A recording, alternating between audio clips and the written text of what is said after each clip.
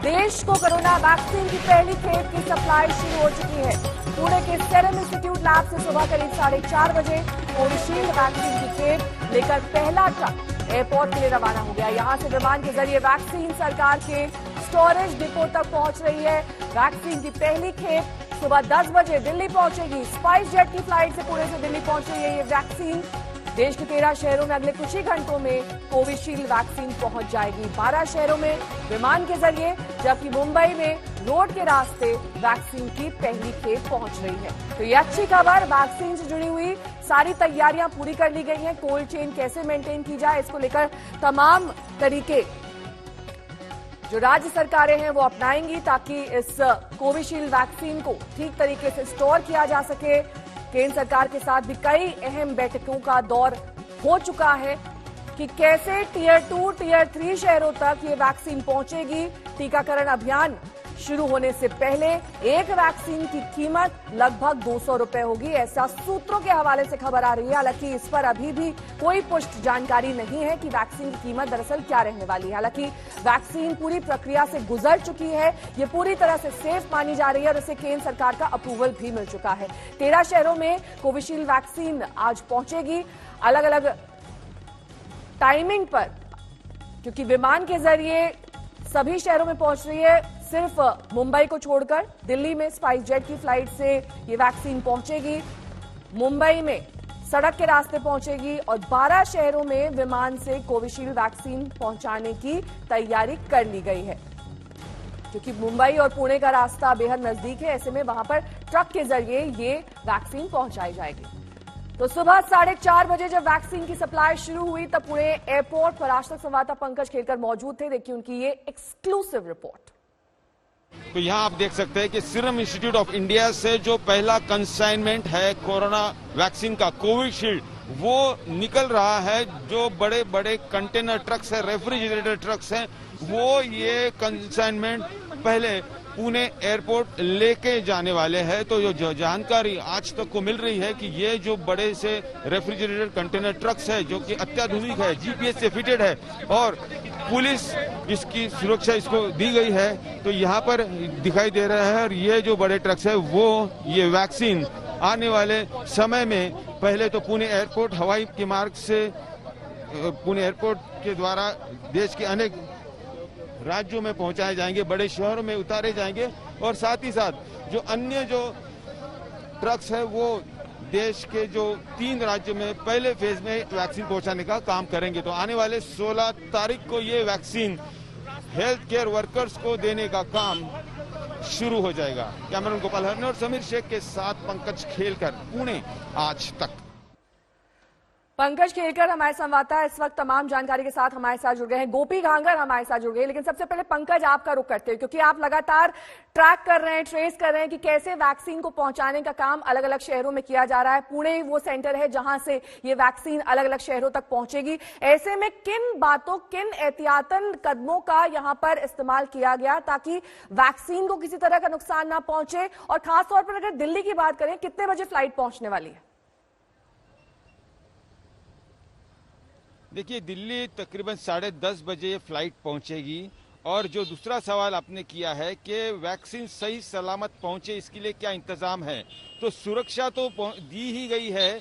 जो ट्रक्स जैसे सीरम से एयरपोर्ट आ रहे थे उसमें भी सुरक्षा थी, लेकिन जो बॉक्सेस है उसमें खास इंतजाम है कि एक बॉक्स में 1,20,000 डोसेस के छोटे बॉक्स और वायल्स होते हैं। तो उसका जो तापमान है 2 डिग्री से 8 डिग्री तक लगातार रहना चाहिए। इसके लिए जो केमिकली जो आइस क्यूब्स होते हैं या आइस के स्लैश होते हैं वो वहां पर रखे गए हैं, ताकि बॉक्स के अंदर का जो तापमान है वो लगातार 2 डिग्री से 8 डिग्री के बीच में ही रहे। तो ये एक खास इंतजाम है जो कि सीरम इंस्टीट्यूट ऑफ इंडिया ने उनके बॉक्सेस में किया गया है। इसके अलावा जैसे रेफ्रिजरेटर ट्रक का बात की है हमने, तो उसमें ये बॉक्सेस रखकर आज हवाई अड्डे पर वे लाए गए हैं। और जैसे आपने कहा कि 13 शहरों में और 17 सेंटर्स पर ये बॉक्सेस, और बॉक्सेस की जो संख्या है वो तकरीबन 500, पौने 500 बॉक्सेस आज पुणे से हवाई मार्ग से अलग अलग शहरों में पहुंचाए जाएंगे और देश के कोने कोने में ये बॉक्सेस आज जाएंगे। वो मेघालय से लेकर चेन्नई से लेकर कोलकाता से लेकर भुवनेश्वर, लखनऊ, करनाल, दिल्ली सभी जगहों पर आज हवाई के मार्ग से ये 476 बॉक्स पहुंचाने जाने वाले हैं। ठीक है, लौटूंगी मैं आपके पास पंकज। मेरी सहयोगी गोपी घांगर भी लगातार हमारे साथ बनी हुई है। गोपी, वैक्सीन से ज्यादा इंतजार मुझे नहीं लगता पैंडेमिक के दौर में किसी और चीज का किया गया होगा। अब ये इंतजार की घड़ियां खत्म हो गई हैं। कितने सेंटर्स वहां पूरे गुजरात में बनाए गए हैं और साथ ही किस तरीके से इसके डिस्ट्रीब्यूशन की तैयारियां की गई हैं? बिल्कुल नेहा, सबसे पहले तो बता दूं कि ये इंतजार बस अब कुछ ही देर में खत्म होगा। हम इस वक्त मौजूद है अहमदाबाद एयरपोर्ट पर, मौजूद है सरदार पटेल एयरपोर्ट पर, और यहाँ पे करीब 10:30 बजे जो कंसाइनमेंट है, पहला कंसाइनमेंट, वो यहाँ पे पहुंचेगा और इसको लेने के लिए गुजरात के हेल्थ मिनिस्टर भी यहाँ पे पहुंच रहे हैं। साथ ही ये पूरा, अगर आपको बताए कि जो वैक्सीन है, वैक्सीन को अहमदाबाद एयरपोर्ट से एक पूरा ग्रीन कॉरिडोर बनाकर जो वैक्सीनेशन के कोल्ड सेंटर है वहां पे ले जाया जाएगा। करीब गुजरात के अंदर 6 ऐसे सेंटर्स बनाए गए हैं जो कि मेन डिस्ट्रिक्ट में रहेंगे। अहमदाबाद, गांधीनगर, राजकोट, वडोदरा, सूरत, ये सभी जगह पे ऐसे बड़े सेंटर्स बनाए गए हैं जहां जिसकी कैपेसिटी करीब 25 लाख वैक्सीन जो वॉकिंग कूलर्स है उसकी है। तो वहां पे वैक्सीन रखा जाएगा। उसके बाद जो डिस्ट्रीब्यूशन सिस्टम है, तो गांव तक उसे पहुंचाने के लिए करीब 3000 से ज्यादा सेंटर्स बनाए गए हैं जो कि डिस्ट्रिक्ट सेंटर्स रहेंगे और वहां से गांव तक ये पहुंचेंगे। तो पूरी कोल्ड चेन को एक पूरी तरीके से मेंटेन करने की कोशिश की गई है। साथ ही जो कोल्ड बॉक्सेस है वो भी रखे गए हैं ताकि जो वैक्सीन का टेम्परेचर है ये टेम्परेचर बना रहे। सबसे दिलचस्प बात यह है कि जो कोल्ड बॉक्स हम लोग देखते हैं, जो हमने ड्राई रन में भी देखा था, करीब 24 घंटे तक उसमें 2 डिग्री से लेके 8 डिग्री तक का जो टेम्परेचर है वो मेंटेन रहता है। लेकिन ग्रीन कॉरिडोर बनाया जाएगा जब यहाँ पे वैक्सीन पहुंचेगी अहमदाबाद एयरपोर्ट पर, और यहाँ से ग्रीन कॉरिडोर के जरिए अहमदाबाद, गांधीनगर, राजकोट, वडोदरा, सूरत, ये सभी जगह पे भेजे जाएंगे। करीब 70 जितने बॉक्सेस है जो यहाँ पे आएंगे, यानी करीब हम कह सकते हैं कि जो हमारे गुजरात के करीब टोटल मिला के 10 लाख जितने जो हेल्थ वर्कर है उनको 16 तारीख को एक पूरी सिस्टम बनाई गई है कि मैक्सिमम से मैक्सिमम जो हेल्थ वर्कर्स हैं उनको वैक्सीन दी जाए। ठीक है, ये तय कर लिया गया है कि कैसे, किस तक और कब ये वैक्सीन पहुंचनी है, इसके लिए तमाम प्लानिंग की गई है। अरविंद ओझा हमारे संवाददाता इस वक्त दिल्ली एयरपोर्ट पर मौजूद है। अरविंद, लगभग 10:30 बजे ये फ्लाइट पहुंचनी है और जैसा कि गोपी जानकारी दे रही थी, ग्रीन कॉरिडोर अहमदाबाद में बनाया गया है। इसी तरह की तैयारी दिल्ली में भी है? जी बिल्कुल, देखिए ग्रीन कॉरिडोर जो दिल्ली की ट्रैफिक पुलिस है वो ग्रीन कॉरिडोर वो मुहैया करा सकती है, ऐसी हमें जानकारी मिल रही है। क्योंकि लगातार जो अगर किस तरह की कोई चीज होती है, कोई हैपनिंग होती है, तो उसके लिए ट्रैफिक जो पुलिस है वो हमेशा से ग्रीन कॉरिडोर करती है। 10:30 बजे के लगभग जो वैक्सीन है वो दिल्ली पहुंचेगी नेहा। और मैं आपको बता दूं कि कोरोना ने जो सबसे ज्यादा जो तबाही एक तरीके से कहे मचाई, सबसे ज्यादा केसेस आने शुरू हुए थे, उसमें दिल्ली भी एक था। तो ऐसे में जो ये वैक्सीन आ रही है उससे कहीं ना कहीं, जब वैक्सीनेशन का काम 16 तारीख से शुरू होगा, तो कहीं ना कहीं दिल्ली वालों को राहत जरूर महसूस होगी। और इस खबर से ही दिल्ली वालों को राहत महसूस होगी कि जो वैक्सीन है वो दिल्ली एक तरीके से कहे लैंड हो रहा है 10:30 बजे के लगभग, जो हमें जानकारी मिली है उसके मुताबिक। और अलग अलग शहरों में भी जो वैक्सीन है वो लैंड हो रही है, लेकिन दिल्ली में 10:30 बजे का टाइम है। इस वक्त मैं एयरपोर्ट पर ही मौजूद हूँ, कार्गो एयरपोर्ट है, कार्गो टर्मिनल, वहां पर वैक्सीन पहुंचेगी। 8:30 बजे के लगभग उड़ान भर चुकी है पुणे से और 10:30 बजे के लगभग यहाँ पर पहुंचेगी। तो एक बड़ी खबर है, बड़ी राहत वाली खबर है, खासकर दिल्ली वालों की बात करें तो।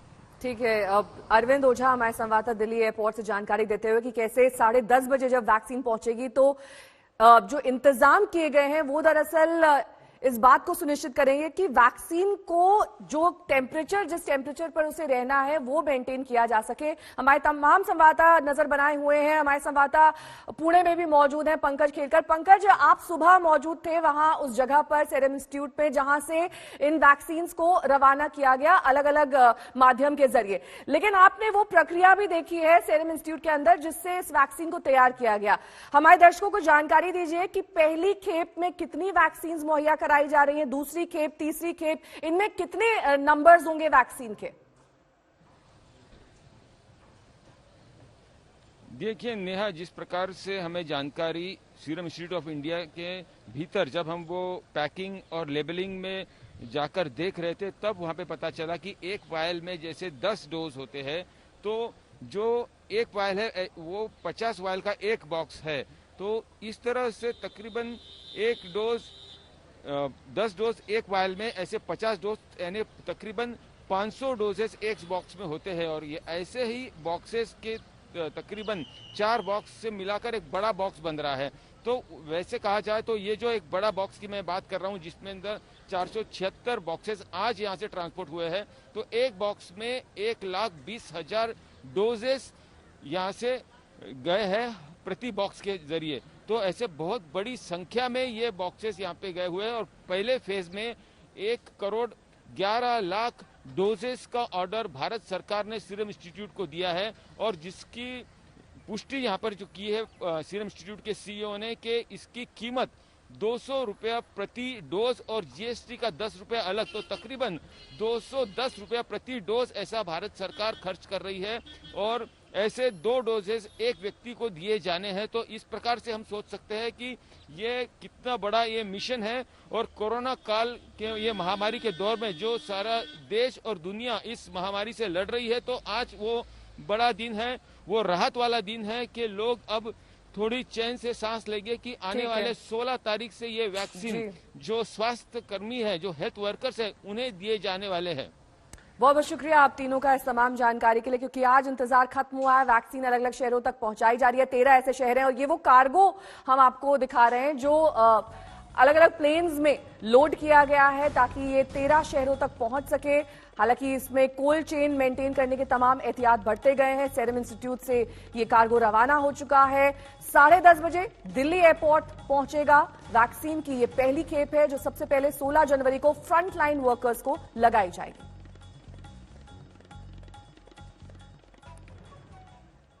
तो किसान आंदोलन की अब बात करेंगे, जिसमें आज का दिन बेहद अहम साबित हो सकता है। आज आंदोलन का 48वां दिन है और आज ही सुप्रीम कोर्ट इस मामले में दायर याचिकाओं पर फैसला सुना सकता है। कल सुप्रीम कोर्ट में इस मामले की सुनवाई हुई, जिसमें केंद्र सरकार को फटकार लगाने के साथ साथ कोर्ट ने मामला सुलझाने के लिए कमेटी के गठन की बात भी कही, लेकिन इस पर पेच फंस गया।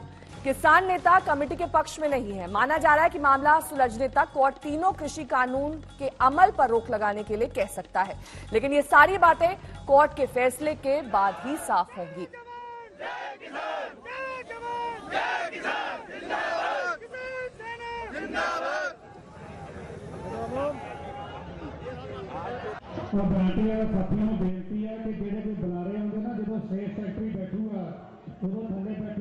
जितेंद्र बहादुर सिंह हमारे संवाददाता इस वक्त सिंघू बॉर्डर से हमारे साथ जुड़ गए हैं। वहीं हमारे संवाददाता कुमार कुणाल इस वक्त गाजीपुर बॉर्डर पर मौजूद हैं। सबसे पहले जितेंद्र, आपका रुख करते हुए, कमेटी के गठन पर किसान खुश नहीं है, वो नहीं चाहते हैं कमेटी का गठन हो। ऐसे में बातचीत से भी अब बात नहीं बन रही है, तो क्या आखिरी ऑप्शन अब सुप्रीम कोर्ट के पास इस कानून पर रोक लगाने का ही रह गया है?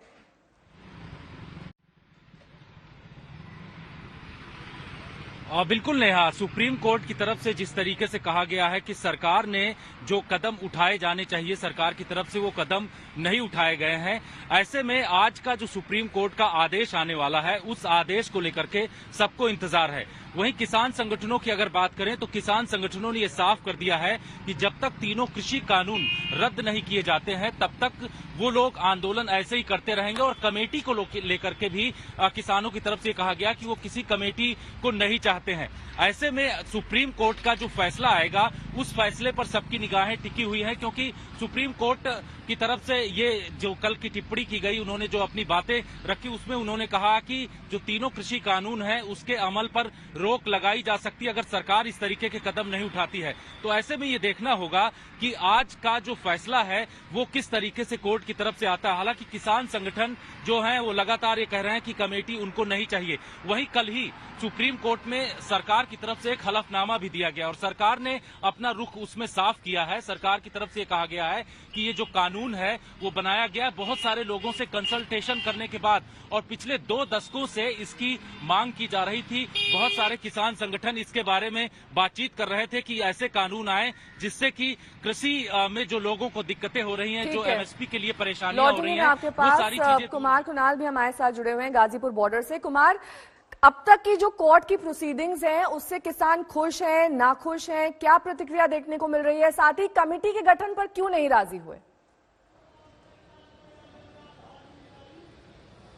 देखिए, दोनों तरह की प्रतिक्रियाएं हैं। एक तो प्रतिक्रिया है क्या कि जिस तरीके से सरकार को सीधे सीधे आड़े हाथों लिया गया है, उसको लेकर के किसान कम से कम संतुष्ट हैं कि जो उनकी बात है कहीं ना कहीं सुनी जा रही है। सरकार के फ्रंट पर अगर नहीं सुनी गई तो कम से कम सुप्रीम कोर्ट उनकी बात सुन रहा है। लेकिन कमेटी को लेकर के अब भी बहुत ज्यादा उत्साहित नहीं है किसान। कुछ यहाँ पर नेता हैं, उन्हीं से बात करते हैं कि सुप्रीम कोर्ट में जो सुनवाई चल रही है, कहा है कमेटी बनाने को लेकर के, आप कह रहे हैं कानून वापसी, कैसे रास्ता निकलेगा? भैया हमारे जो टिकैत साहब है वे जाने, हम पे कुछ भी नहीं है। हम तो यहाँ हुक्का पीवा खाया सो गए, बस इतनी पता।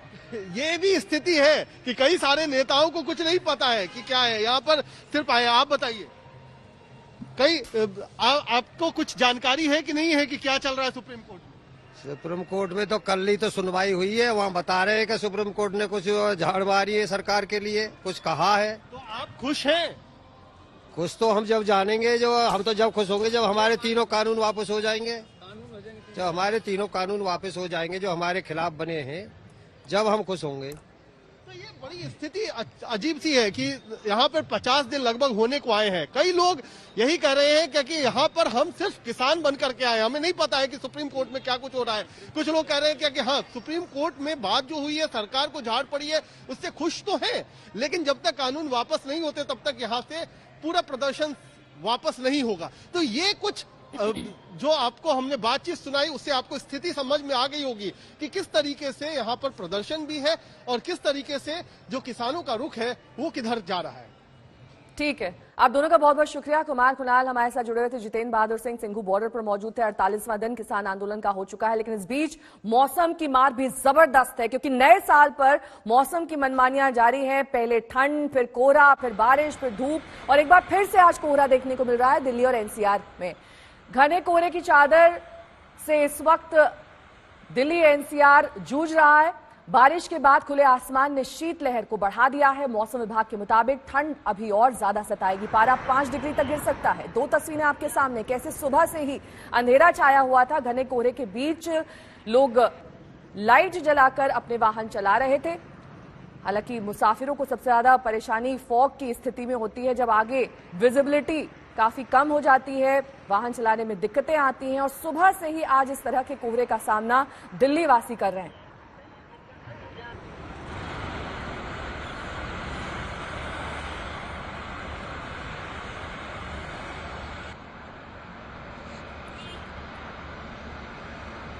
राजधानी दिल्ली में एक बार फिर घने कोहरे की चादर ने दस्तक दे दी है। इस वक्त हम मौजूद हैं अक्षरधाम पर। विजिबिलिटी की अगर बात करें, सुबह के वक्त 200 मीटर के आसपास विजिबिलिटी जो है वो दिल्ली में दर्ज की गई है। अलग अलग इलाकों के अंदर आप देख सकते हैं कि अक्षरधाम की ये तस्वीरें हैं, किस तरीके से अक्षरधाम जो मंदिर है पूरी तरह से घने कोहरे की चादर में इस वक्त जो है वो लिपटा हुआ है। साथ ही NH-24 पर जितनी भी गाड़ियों का काफिला अपने घरों से दफ्तरों के लिए निकल रहा है, वो तमाम गाड़ियां अपनी गाड़ियों की हेडलाइट जो है वो ऑन कर करके यहाँ पर निकलते हुए नजर आ रहे हैं। इसके साथ साथ अगर तापमान की अगर बात करें तो सुबह के वक्त जो तापमान है दिल्ली का इस वक्त 6.8 डिग्री जो है वो दर्ज किया गया है। पिछले कई दिनों के मुकाबले अगर बात की जाए तो तापमान में एक बार फिर गिरावट जो है वो दर्ज की गई है।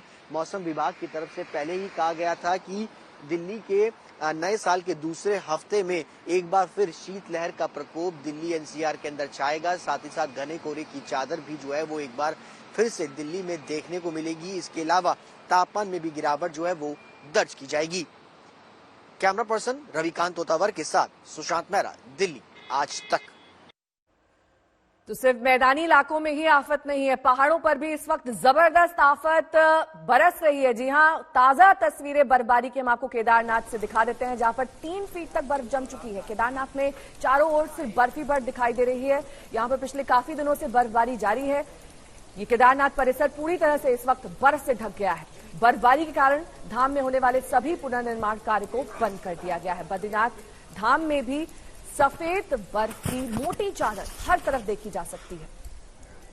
हालांकि इस धाम के कपाट पहले ही बंद हो चुके हैं, लेकिन इस वक्त जबरदस्त ठंड का सामना करते केदारनाथ धाम में मौजूद लोग।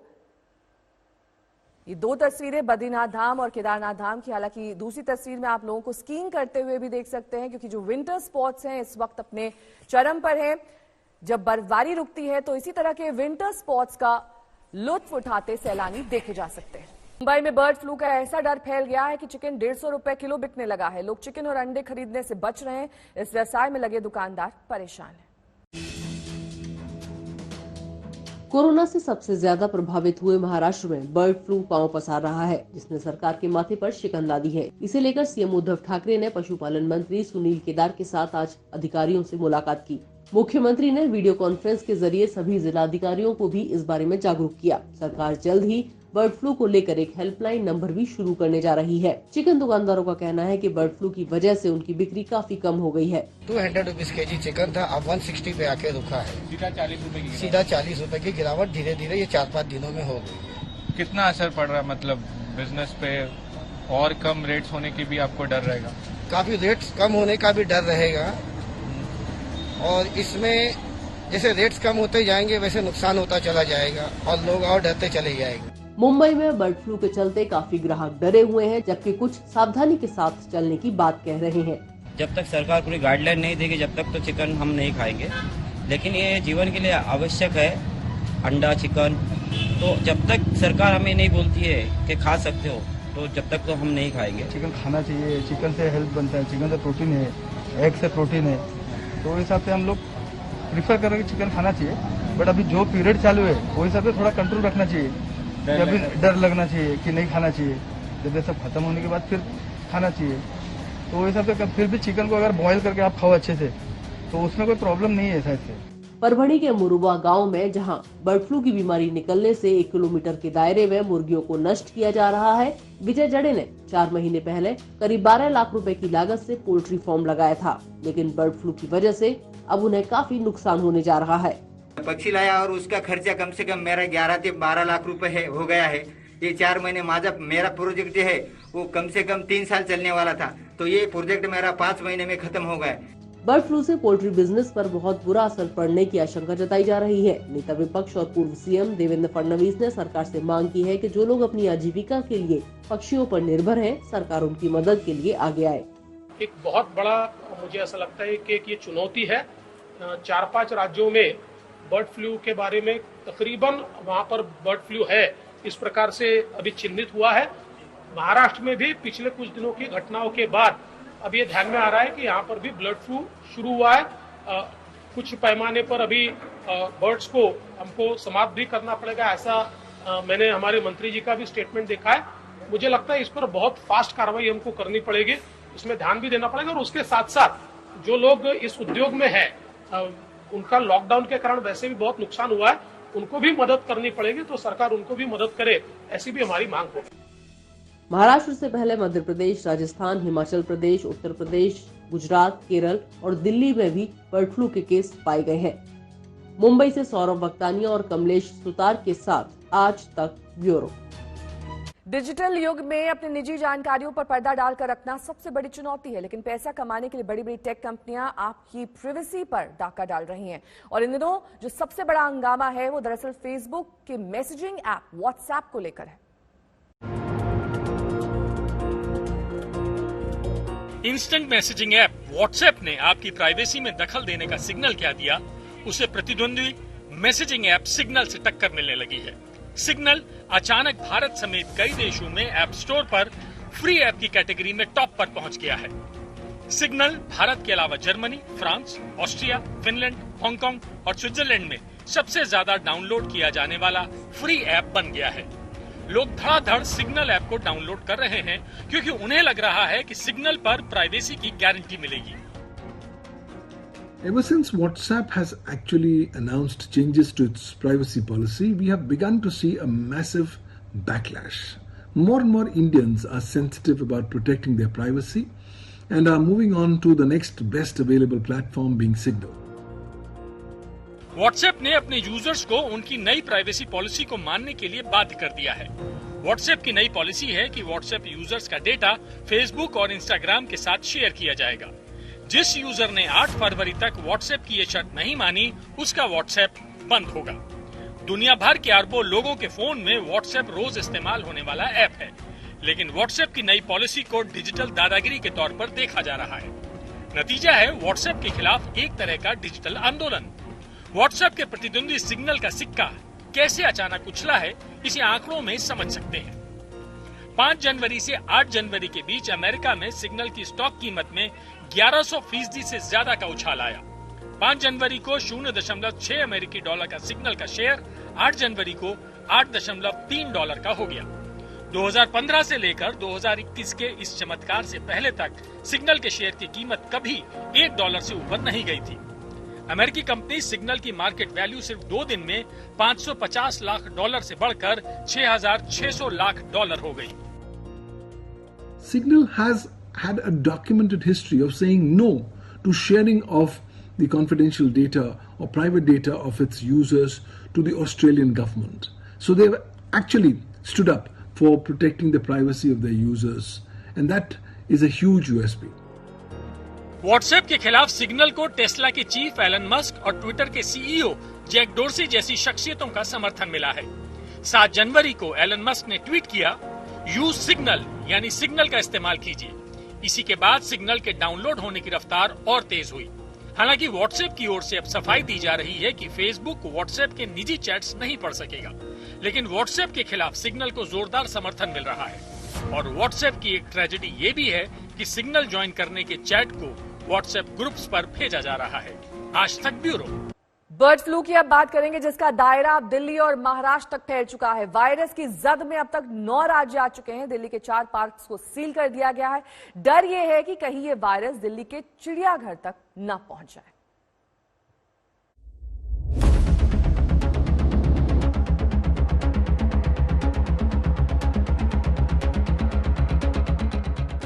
आसमान में मंडराती और फड़फड़ाती दहशत अब देश की राजधानी दिल्ली तक पहुंच गई है। आसपास के राज्यों में बर्ड फ्लू की दस्तक से दिल्ली पहले ही आशंकाओं से घिरी थी। सोमवार को तमाम आशंकाओं पर मुहर भी लग गई। मरे हुए पक्षियों के जो सैंपल लैब में भेजे गए थे, उसमें से 8 में बर्ड फ्लू की पुष्टि हो गई है। प्रिकॉशन के तौर पर दिल्ली से बाहर से आने वाले जो लाइव स्टॉक हैं, जो मुर्गे हैं, उन पर बैन लगा दिया गया था। दिल्ली की मुर्गा मंडी को बैन अभी उसको फंक्शनल काम करने से रोक दिया गया था 10 दिन के लिए। तो ये प्रिकॉशन लिए गए थे। अभी सुबह एक और ये डिसीजन लिया गया है कि जो पैकेज्ड मीट आता है, चिकन आता है, पैक्ड चिकन, प्रोसेस्ड चिकन, इसको भी दिल्ली में बाहर से लाके नहीं बेचा जा सकेगा। बर्ड फ्लू के दायरे में आने वाला एक और नया राज्य महाराष्ट्र है। यहाँ मुंबई, ठाणे और परभणी में बर्ड फ्लू के मामले सामने आ चुके हैं। बड़ी बात यह है कि परभणी में मुर्गियों में संक्रमण मिला है, जबकि ज्यादातर राज्यों में कौवे, बत्तख या अन्य पक्षी संक्रमित हुए हैं। उद्धव सरकार ने भी इस नई आफत से निपटने के लिए कल बैठक की। इसलिए हम सतर्क हो गए कि परभणी के जो सैंपल्स हमने लिए थे वो क्रो के नहीं थे, वहाँ की पोल्ट्री के थे, मुर्गियों की थे। और जहाँ मुर्गी का सैंपल लिया तो हम लोग बड़े सतर्क हो गए। जिस दिन हमने 2 दिन पहले वहाँ के परभणी के सैंपल उठाने के बाद इमीडिएट जिस दिन सैंपल उठी, उसी दिन हमारे जो कमिश्नर है एनिमल हस्बेंड्री का, उनको बोला कि वहाँ कलेक्टर परभणी को इंस्ट्रक्शन दो, उनसे बात करो और जिस पोल्ट्री से सैंपल्स उठाए वो पूरी की पूरी जगह सील कर दिया जाए। दिल्ली और महाराष्ट्र बर्ड फ्लू के नक्शे में आने वाले 8वें और 9वें राज्य हैं। इससे पहले यूपी, मध्य प्रदेश, राजस्थान, गुजरात, हिमाचल प्रदेश, हरियाणा और केरल में बर्ड फ्लू पहले से ही दहशत फैला रहा है। कोरोना से बेहाल हुए देश में इस नई आफत से सरकार भी चिंता में पड़ गई है। देश के 9 राज्यों में बर्ड फ्लू की पुष्टि हुई है। बर्ड फ्लू से निपटने के लिए पशुपालन मंत्रालय द्वारा कार्य योजना बनाई गई है, जिसका तत्परता से पालन आवश्यक है। इसमें डिस्ट्रिक्ट मजिस्ट्रेट की भी बड़ी भूमिका है।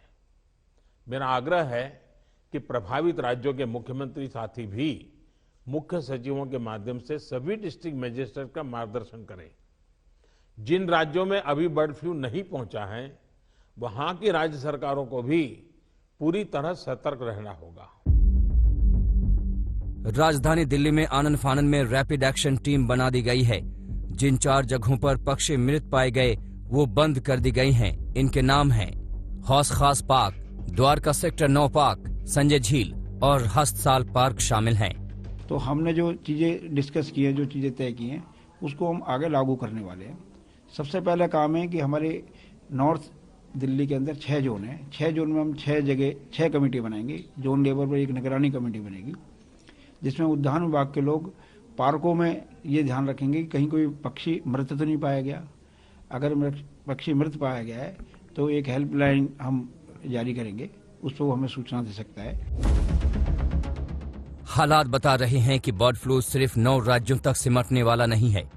जम्मू कश्मीर, बंगाल और झारखंड में भी पक्षियों के संदिग्ध बीमारी से मरने की खबरें हैं, लेकिन यहां अभी लैब रिपोर्ट का इंतजार है। दिल्ली से पंकज जैन और मुंबई से कमलेश सुतार के साथ आज तक ब्यूरो। जापान इस समय भीषण बर्फबारी की चपेट में। साल हुई यहां पर बर्फबारी अब तक के इतिहास में सबसे ज्यादा बड़ी बर्फबारी कही जा रही है। बर्फबारी के चलते यहां रोजमर्रा का जीवन अस्त व्यस्त हो गया है।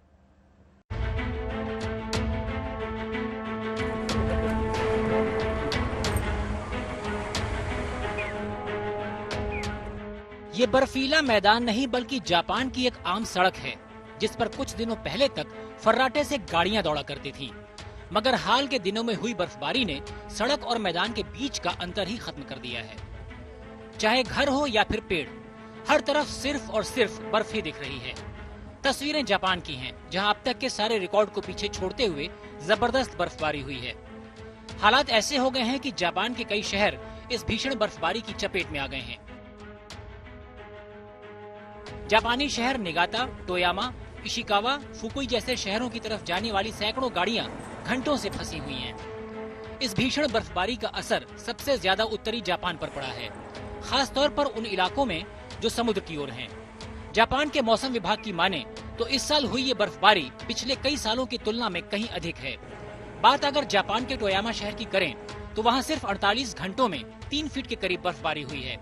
प्रकृति के इस रौद्र रूप को देखते हुए यहाँ की सरकार ने राहत कार्य के लिए आत्मरक्षक बलों को लगाया है। साथ ही बर्फबारी के चलते बंद हुई सड़कों को खोलने के लिए बर्फ हटाने वाली गाड़ियों को भी लगाया गया है। उम्मीद की जा रही है कि सरकार की इन पहल से लोगों की परेशानियां जल्द कम होंगी। आज तक ब्यूरो। इटली में इस समय भीषण बर्फबारी है। हालात ऐसे हैं कि घरों की छत पर कई फीट बर्फ जम गई है। भयंकर बर्फबारी की वजह से लोगों को अब जरूरी कामों के लिए ही घर से निकलने की सलाह दी गई।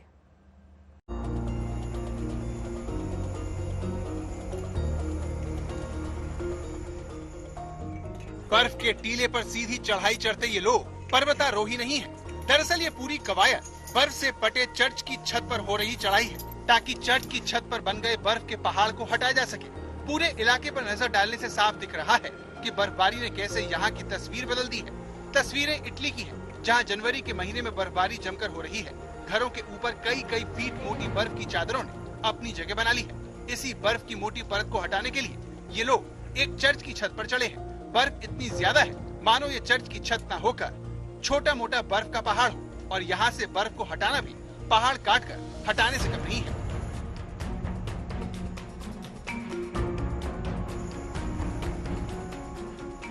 मध्य इटली के साथ साथ पूरे उत्तरी इटली में इस वक्त भयंकर बर्फबारी हो रही है। लगातार शून्य से नीचे चल रहे तापमान के चलते इन इलाकों में जबरदस्त ठंड पड़ रही है। कहीं पर 2 फीट तक बर्फ जमी है तो कहीं 3 फीट से भी ज्यादा बर्फबारी हुई है। हालात ऐसे हो गए हैं कि मध्य और उत्तरी इटली के इलाकों से बर्फ को हटाने के लिए बड़े पैमाने पर फायर ब्रिगेड कर्मचारियों को लगाया गया है। इन कर्मचारियों का एक बड़ा दल सड़कों से बर्फ हटाने के काम में जुटा है। सिर्फ इटली के सप्पाडा शहर की बात करें तो यहाँ पिछले कुछ दिनों में हुई भयंकर बर्फबारी के चलते 200 से ज्यादा फायर ब्रिगेड कर्मचारियों को लगाया गया। सप्पाडा जैसा हाल इटली के कई शहरों में भी देखने को मिल रहा है। यही वजह है कि यहाँ की सरकार अब लोगों को सिर्फ जरूरी कामों के लिए बाहर निकलने की बात कर रही है। आज तक ब्यूरो।